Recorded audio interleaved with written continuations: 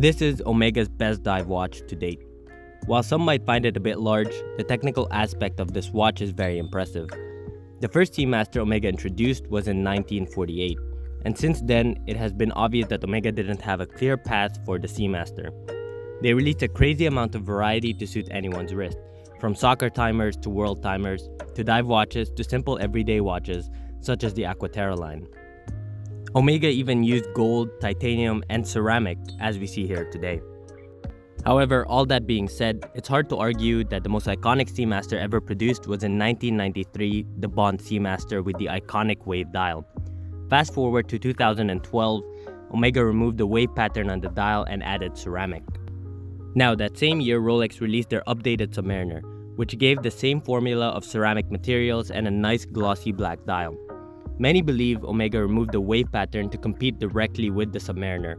However, in late 2018, early 2019, Omega brought back the wave dial, this time bolder than ever. The 2019 ceramic and titanium reference 210924420010001 is the boldest of them all, and I'm not just talking about the reference. Now, allow me to start off by addressing the elephant in the room, the size. This is a big watch coming in at 43.5mm with a thickness of 14.5, which is quite balanced with the size of this watch. The watch is big and there's no getting around it. Personally, I would have preferred this watch to be 40mm. That being said, when handling this watch, there's something about the big case mixed with blacked out ceramic and titanium that makes this watch extremely utilitarian. The style of this watch feels like it would be worn over the vest of a SWAT team member or worn over a dive suit.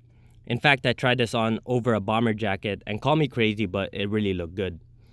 That said, besides the cool factor of the size, the watch is big and definitely won't work with smaller wrists. Now, the movement inside this watch is the 8806, a variant of the 8800 but without the date. The 8806 is a META certified and it is anti-magnetic to 15,000 Gauss. The movement also has the coaxial escapement instead of the standard Swiss lever, which according to Omega helps prolong the service intervals from 3 to 5 years to about 10 to 15 years. That's absolutely insane. The watch itself is absolutely stunning. The laser cut wave pattern also sinks into the dial and plays with light better than any dial I've ever experienced to date. The Seamaster utilizes white enamel on the bezel that really makes it pop and also assists longevity as well. The watch still has the Helium escape valve at the 10 o'clock, which seems to upset many collectors, but personally I don't really mind it as it's part of the 1993 Seamaster DNA. The best thing about this watch is it doesn't have a date, which is a positive thing for many, including myself.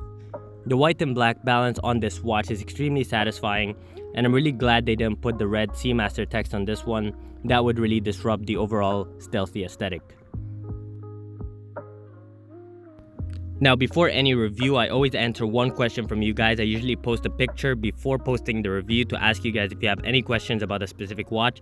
So make sure you have that notification button on and subscribe if you're not, and ask questions before every review. I'm gonna have that post, so make sure you don't miss it. Today's question comes from AK80V Time. Do you still prefer the 36mm due to your wrist size?